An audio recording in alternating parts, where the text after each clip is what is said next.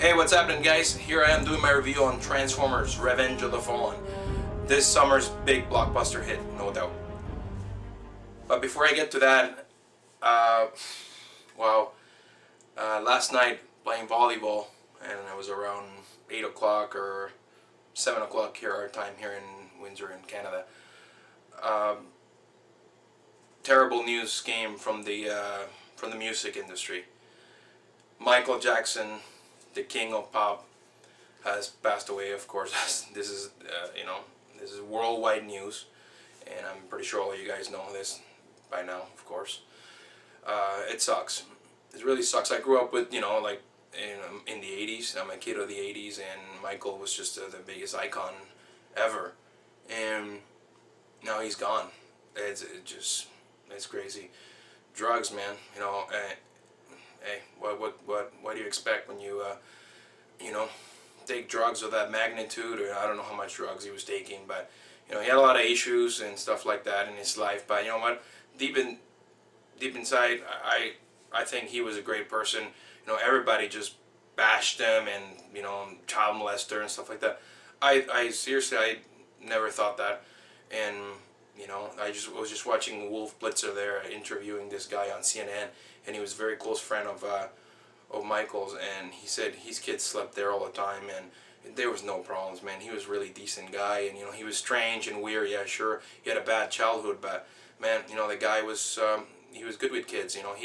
He was not, he didn't have a good childhood, so he wanted to give kids something nice. So it sucks. He's gone. So rest in peace, Michael. Man, we'll miss you, and it sucks for all the people that bought all those tickets, for the new his new tour coming up. It sucks, man. But he'll be missed for sure. Rest in peace, Michael.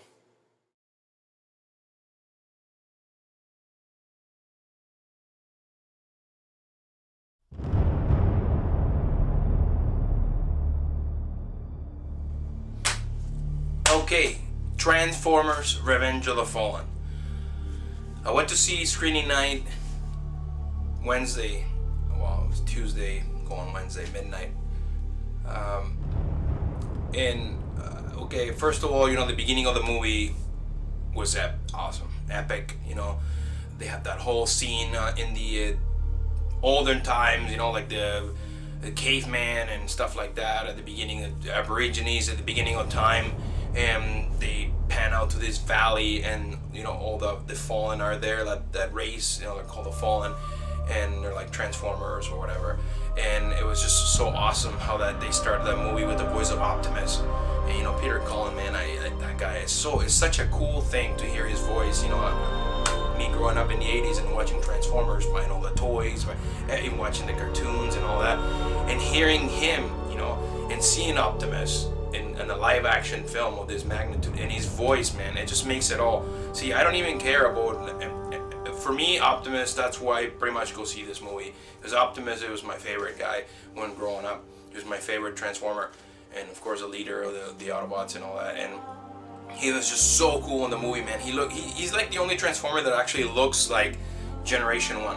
I like base designs. I like all these new designs of the robots, but thank God they kept that, the same basic, the look of G1. He's got the fins, and it's cool that the visor opens up and it gives him more character when he talks, and the visor closes when he's going to battle, and it just looks so badass. So yeah, I mean, the beginning of the movie, it's so cool. They have a joint venture with the U.S. Army and this new force. I don't think what they call it in the movie, but they have this new joint venture with this new team, and they hunt down Decepticons all around the world. It was just so cool, and you think about it, it's like, man, the interaction of the humans with the Autobots, that's what you want to see in this movie, and you get a lot of it. And it's so cool when they find this, they fly them all in and stuff, like all the soldiers, and then the Autobots are coming down on these big cargo planes, like C5 Galaxies and stuff. So they open the back hatch, and you see Optimus, and they're like, hey, drop him now, and Optimus falls, and they're chasing that big Decepticon. It was like a big construction crane, something like that, and it's got that huge tire, and it's going around, and then you see a side swipe and sideways or whatever, and and it's so cool that scene. He jumps and he cuts at, you know, the Decepticon right in the middle, and it was like, oh, you know, he goes, I am good, you know, and it's like, it was so cool, man. The movie takes place 2 years after part 1. I thought part 1 was a great movie. A lot of people didn't like it, whatever, I don't care. And for me, Michael Bay is, I love his work. And so many people bash that guy all the time. You know what? If you're a movie fan, have you seen Michael Bay's work before? You gotta expect what he does, right?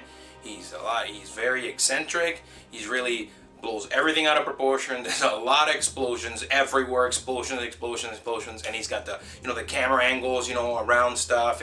It's like trademark, okay? So you know, if it's a Michael Bay movie, you know what you're gonna expect, okay? So, and here we are, you know, the critics right now are just blasting that movie. You know what? You know, when you get all these guys that had never watched Transformers reviewing a movie like this, you know what? Get out of here. You know, just go review freaking Driving Miss Daisy and that, you know, boring movies like that. You know what? Stay away from these movies. We don't want to hear your comments on it. Us as fans of Transformers, we're gonna go see and enjoy the movie. The fans are the ones that are gonna enjoy it. That's why I think Michael Bay makes a movie for the fans. That's it. He doesn't care about those idiotic critics and all the people that don't even watch Transformers and don't like big robots and explosions. You know what? Stay away. And continuing, the movie, you know, you have Megan Fox, and of course Megan Fox is like, she's got to be the hottest woman. She is the hottest, for me, is the hottest woman in the world, period. And I mean, she's got her role, you know, I mean, she's pretty much there for eye candy, you know, so, you know, it's all good. That's what Bay goes all the time, you know, he wants awesome cars, military exposure. I mean, he's got a lot of pull in the military. That's why he can get all these crazy shots with the military and use a lot of it in his movies. And, you know, the shots in the carrier deck and all that, that's all, man, you know, he gets all this clearance to do this. And you know what, I love how he does it, because you know, personally, I have an uncle in the U.S. military, and I mean, it's great, and I love how he does it. You know, he shows all the might of the U.S. military. I love all that stuff. But yeah, like the movie, there's a few things in the movie that they could have, you know, taken out. Like there is a lot of comedy. Yes, it's great. I mean, it's good to laugh, man. You know, you go to the movies to have a good time. So there is comedy. He always has comedy in the movie, and a lot of racial profiling. I don't care. You can talk about my heritage. I'm Spanish. You can talk, you know, call me spick, whatever. I don't care. It doesn't even bother me. And you know, he does it. You know, whatever. So if people get offended by it, oh well. You know, hey, life's short, guys. You know, I lost a good friend this year, 2009. I'm telling you, it's life is short. Live it. Enjoy it.